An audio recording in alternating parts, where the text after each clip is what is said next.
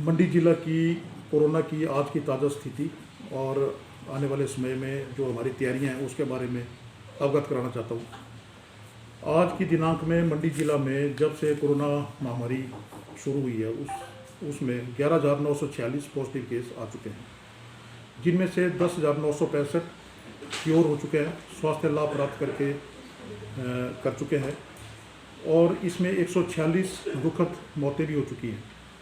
और आज हमारे पास 835 एक्टिव केसेज हैं, जिनमें से 744 होम आइसोलेशन में है और जो बाकी केसेज बचे हैं वो dedicated Covid health centre BBMB hospital Sundernagar और dedicated Covid hospital civil hospital Ratti में उपचाराधीन है। ये जो वायरस की दूसरी लहर चली है, ये पहले वाली लहर से कुछ तीव्र गति से बढ़ रही है और इसके जो प्रभाव हैं वो भी पिछला जो वायरस था उससे ज़्यादा इसके प्रभाव खतरनाक हैं। पहले वाले वायरस में इन्फ्लुएंजा लाइक इलनेस यानी जुकाम खांसी की बीमारी की तरह लक्षण थे, बुखार आता था, बदन में दर्दें होती थी, परंतु इस वायरस में कुछ और लक्षण ऐड हो गए हैं, जैसे कि लूज स्टूल्स, थोड़ा डायरिया आता है इसमें, आंखों में दर्द, आंखों की लाली, कान में कम सुनाई देना, कुछ इस तरह के लक्षण भी इसमें आ रहे हैं और ये वायरस कम उम्र के लोगों को भी प्रभावित कर रहा है। तो जो हमारी इस वक्त तैयारियां हैं उसमें हमारे पास 2 डेडिकेटेड कोविड हेल्थ सेंटर है, जिसमें एक BBMB हॉस्पिटल सुंदरनगर है जो 22 फरवरी से शुरू हुआ था, जबकि जो पुराना dedicated Covid hospital Shri Lal Bahadur Shastri medical college Nerchowk में चला हुआ था उसको नॉन कोविड हॉस्पिटल बना दिया था। उस वक्त BBMB हॉस्पिटल सुंदरनगर को Covid hospital dedicated Covid health centre बनाया था। वहाँ पर 40 बिस्तरों की व्यवस्था है और सभी बिस्तर ऑक्सीजन युक्त है और वहाँ पर सभी तरह का इलाज मिलता है। कुछ बड़ी सर्जरीज को छोड़ के और कुछ ज़्यादा गंभीर रोगियों का इलाज वहाँ पर नहीं होता है। उसके लिए हम मरीजों को टांडा और IGMC शिमला में भेज रहे थे। जब हमने देखा कि BBMB हॉस्पिटल में मरीज़ ज़्यादा आने वाले हैं तो जिला प्रशासन के साथ मिल के और अपने उच्च अधिकारियों से बात करके हमने जो ऑक्सीजन के बेड्स हैं उनकी क्षमता को बढ़ाने के लिए एक रोड मैप तैयार किया, जिसमें कि सबसे पहले चरणबद्ध तरीके से सिविल हॉस्पिटल रत्ती को डेडिकेटेड कोविड हेल्थ सेंटर बनाना था और उसके बाद 2 बिल्डिंग्स हमारे यहाँ पर लगभग तैयार हो चुकी हैं, जिसमें एक maternal and child hospital Sundernagar और mother and child hospital Mandi, जो कि क्रमशः 50 और 100 बिस्तरों की क्षमता वाले बिल्डिंग्स हैं।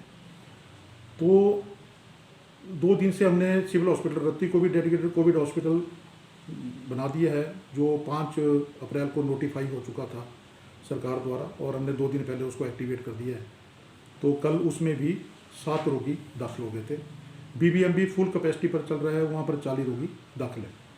अभी आने वाले 2 दिनों में mother and child hospital Sundernagar की जो बिल्डिंग है वो कल तक नोटिफाई हो जाएगी और 2 दिन के बाद उसको भी एक्टिवेट कर दिया जाएगा। और इसके साथ साथ हमारे पास 7 डेडिकेटेड कोविड केयर सेंटर हैं, जिनमें कि Panchayati Raj training institute Joginder Nagar, tribal hostel Batok Drang, Panchayati Raj training institute Thunag, forest training institute Karnoti Sundernagar और पंचायती राज रिसोर्स सेंटर सदियाना मंडी में है।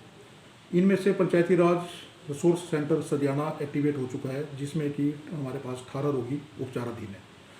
तो जैसे जैसे रोगियों की संख्या बढ़ती जाएगी जिनको कोविड केयर सेंटर्स में रखना होगा, उसके मुताबिक जो कोविड केयर सेंटर मैंने जिनके अभी नाम गिनाए उनको भी चरणबद्ध तरीके से एक्टिवेट किया जाएगा। और अगर बहुत ही ज़रूरत पड़ रही है, जैसे कि अगर टांडा RPGMC टांडा और IGMC शिमला अगर सैचुरेट होने लगते हैं तो टर्शरी लेवल की हेल्थ केयर सर्विसेज देने के लिए कोविड रोगियों के लिए श्री लाल बहादुर शास्त्री को भी कोविड हॉस्पिटल बनाना सरकार के विचाराधीन है।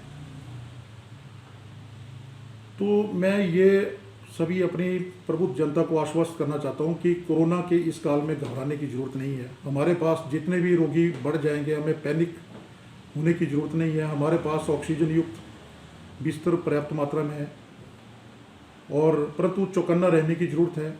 मैं एक अपील भी करना चाहूँगा, क्योंकि इस महामारी में, ये महामारी अभी कुछ वक्त तक चलती रहेगी, क्योंकि इस तरह की जो वैश्विक महामारी आती है उसका वो 4 से 5 साल तक चलती है, और शुरू के 1 से 1.5 साल तक उसका प्रकोप ज़्यादा रहता है। 1.25 साल हमारा निकल चुका है, तो आने वाले जो 2-3 महीने हैं वो थोड़े संकट भरे हमारे समय है। तो 2-3 महीनों तक अभी इस सेकंड वेव का प्रकोप जारी रहेगा। उसके बाद नंबर ऑफ केसेस में काफ़ी कमी आ जाएगी। जो हमारा उद्देश्य है वो ये है कि मौतें ज़्यादा ना हो। मौतें ज़्यादा ना हो उसके लिए 3 ही चीज़ें हैं। एक ये है कि early detection, early treatment. Corona का पता जल्दी लग जाए कि किसी व्यक्ति को कोरोना है, और उसके बाद जो SOPs हैं ट्रीटमेंट के, मानक संचालन प्रक्रिया है, उसके माध्यम से उसके तहत इलाज शुरू होना चाहिए।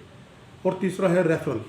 अगर कोई रोगी होम आइसोलेशन में है या किसी कोविड केयर सेंटर में है, उसकी अगर तबीयत बिगड़ती है तो उसको हायर सेंटर में, डेडिकेटेड कोविड हॉस्पिटल में समय पर उसको रेफ़र किया जाए। परंतु मुझे कहते हुए दुख भी हो रहा है कि मैं पिछले कुछ समय से देख रहा हूँ कि जो भी रोगी हमारे पास आते हैं वो काफ़ी गंभीर अवस्था में आते हैं, और जो हमने पाया उसमें देखा गया है कि रोगी घरों में अपना इलाज लेते रहते हैं, केमिस्टों से दवाइयाँ ले लेते हैं, जो भी गलत है उनको देनी नहीं चाहिए, अपने देसी नुस्खे अपनाते रहते हैं, 8-10 दिन का समय बर्बाद कर देते हैं। जब लक्षण बहुत ज़्यादा बढ़ जाते हैं तब जाके टेस्ट करवाते हैं, और तब अगर उनकी सैचुरेशन देखी जाती है तो वो 90 से नीचे जाके 80-84 के करीब पहुंच जाती है, और वो बड़ी गंभीर स्थिति बन गई होती है, और उसमें गारंटी नहीं होती कि पेशेंट अब बच भी सके। तो हमारे पास अभी तक मंडी जिला में 146 मौतें हुई हैं, जबकि 2 बड़े ज़िले कांगड़ा और शिमला हैं, वहाँ पर मौतों का आंकड़ा 250 से ऊपर है। तो ये जो कम मौतें हमारी हैं, ये हमारे स्वास्थ्य विभाग के जो कर्मचारी हैं विभिन्न श्रेणियों के, उनकी मेहनत, उनकी जो जिस तरह से वो मॉनिटरिंग करते हैं, रोगियों की देखभाल करते हैं।